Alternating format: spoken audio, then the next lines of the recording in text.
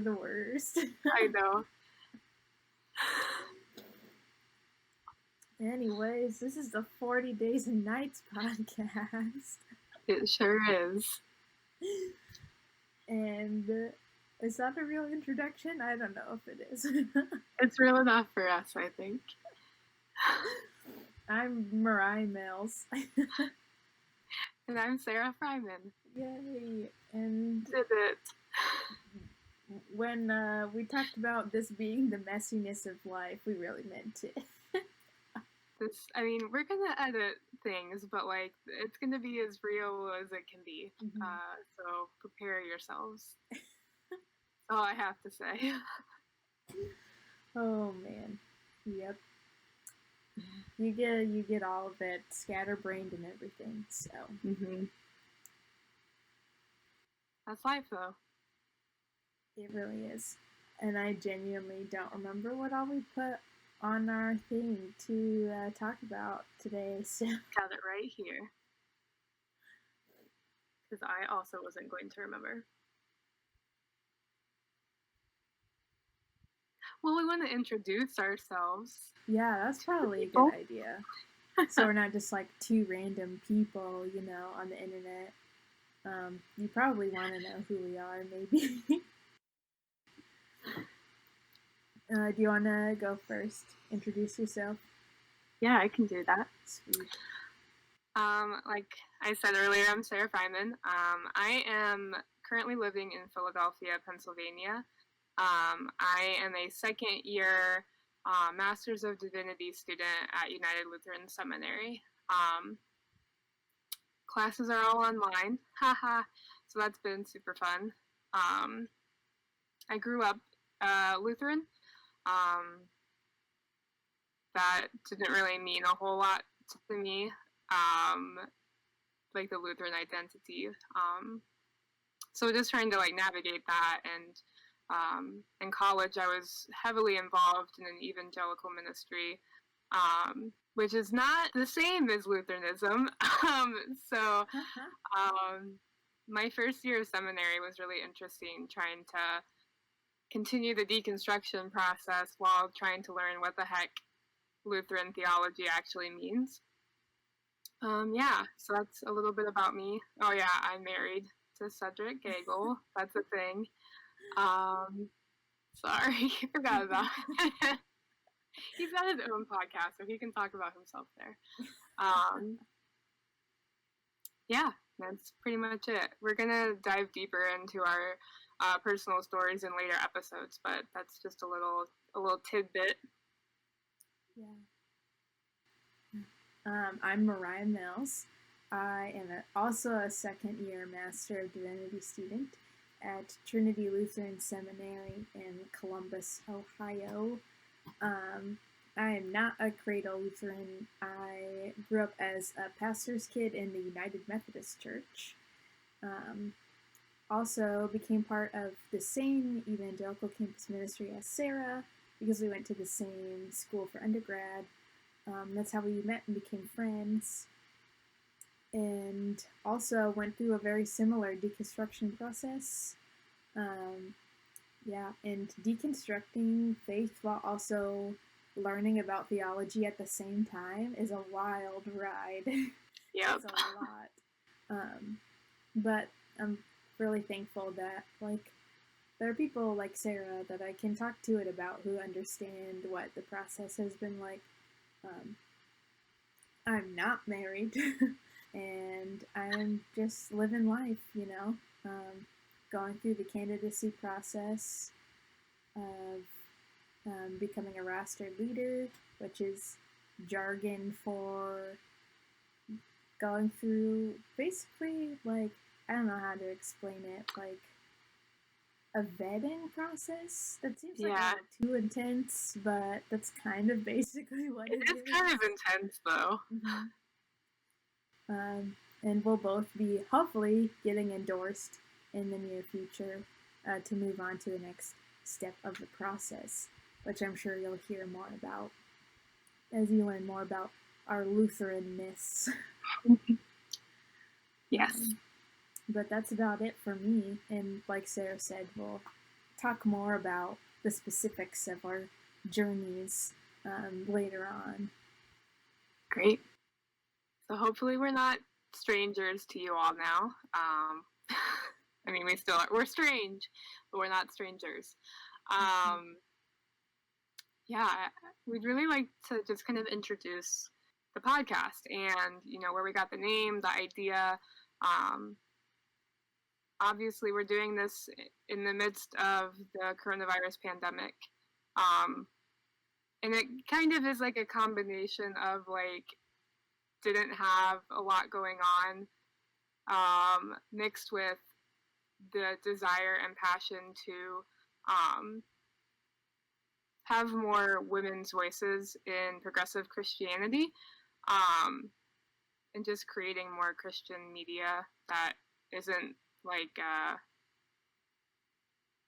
not progressive. Is the way that I'm going to phrase that. Yeah, I remember texting you and being super angry and saying why can I never find progressive Christian media beyond what I'm already familiar with, the podcast that I already listened to, or the blog posts that I already read, or the things that are already pretty well known within progressive Christian culture. I felt anytime I tried to Google it or look at stuff on YouTube, it's always just why progressive Christianity is from the devil, and why it's not Christian, and why it's sliding backwards, and all of this crazy stuff, and that's just not what I'm interested in reading about. So wanting to have more things available to people that are trying to figure out a way to reconcile their social political convictions with their theological convictions, in a way that's affirming and not saying that liberals are from Satan, because that's not super great. No. I agree with that. Glad we're on the same page with that.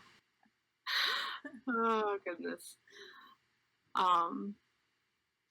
So that's a little bit of kind of the conceptual understanding of where this is coming from. And on another introductory level, we want to talk about the name of the podcast. It's a combination of two things. So generally in biblical studies, the number 40 is just kind of perceived as a really long time.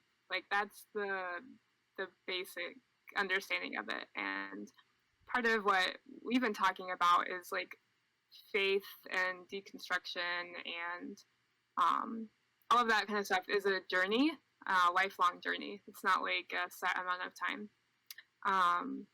And then the other part, we wanted to kind of reference the story of Jesus wandering in the wilderness for 40 days and nights. Just the concept of being in the wilderness, I think, is where we both, as Enneagram 4s, I think we really live in that space of being in the wilderness. I don't know what you have any, your understanding perspective on all of that. Yeah, I definitely think that the journey of deconstruction can feel very much like traveling through the wilderness. It can feel easy to be lost, or feel lost, or feel lonely. And I think also just also beyond deconstruction stuff, this year and this world right now kind of feels like being in a period of in the wilderness, a long, never-ending period of time. So I think that it also kind of describes the context of what we're all living through right now. So I think that's something that we also kind of feel like we should talk about, and not ignore, is just how crazy this time is, and how that also impacts people's theological journeys too. Because a lot of people, I think, are frustrated with the complicity of Christianity in a lot of things right now. So, Mm-hmm. Yeah, I would definitely agree with that. And even like what you said about like theological concepts of like, God, why are you letting this happen? Or questions like that. Like, I think this is definitely a time of wandering and wilderness living. mm-hmm. Absolutely. And like also 2020 has just felt like it's 10 years long already. Yep. So I know, and I was like talking about when we started doing this, I was like, oh, it was like a couple months ago, but I think it was April or May. I don't even know, like a long time ago mm-hmm. in 2020 time. Right? Yeah. In this timeline, May was like 5 years ago. So. Yeah. Oh gosh. Yeah. Another crazy thing is like we have not met in person once to talk about this. Literally everything has happened on either Zoom or FaceTime. Mm-hmm. Like that's also crazy. Yeah. I, it sucks that that is our reality, but I'm also thankful that we can make this happen. Like, um, yay. Mm-hmm. But also boo. Right. Yeah, technology can be great for some things. This is one of them. Yep. But I think that's kind of really it. We just want to kind of introduce ourselves a little more and tell you what the heck we're doing and why we're doing it and how we're doing it. And um, we really also want this to be a community sort of thing. That's why we're on Instagram and Twitter, and this will be on YouTube also, just trying to continue adding more spaces for people to talk about things and be vulnerable about the fact that we don't know everything and we never will, and being okay with that. Mm-hmm. So we're just super excited to have you all along on this journey with us. Yeah, and yeah, like Sarah said, please follow us on social media if you feel so called. We have an Instagram and a Twitter, which I have had the absolute joy of keeping up with the past few days. You're doing great. Thanks. I try. I feel like I'm a lot better at Twitter than Instagram, but Twitter can be like funny, you know, like have hot takes and stuff. Instagram doesn't work like that.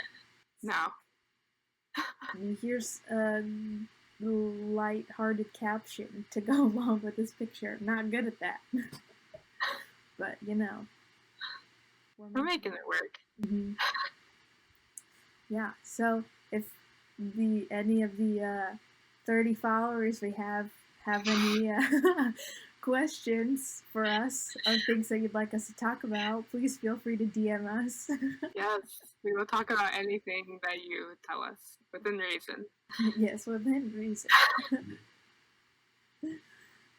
Definitely also think like talking about seminary life at some point would be good too, or seminary things in general, because I think it's important for seminary content to be accessible to people who can't necessarily go to seminary or who don't feel called to go to seminary. Like there are people who are yearning for theological education but have a different vocation, and so I think that's important too. And I think we both want that to also be an aspect of this. So absolutely, that raises a good point too. Of like, you and I both had parents that went to seminary, and we had kind of like insider knowledge and information about what we were doing and like what the process looked like.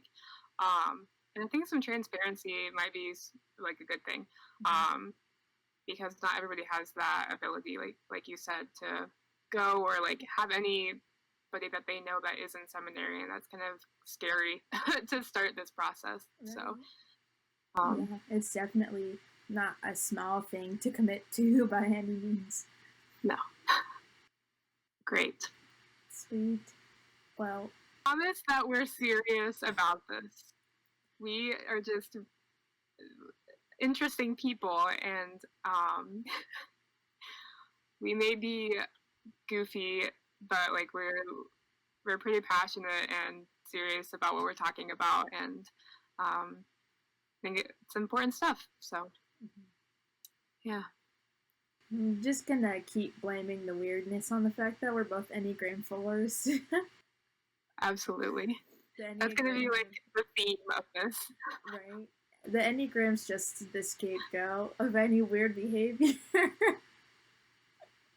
I'm just Yep. a 4. Like, that's why. That's why I'm a little crazy. It's like the Christian like horoscope. Like, It honestly is.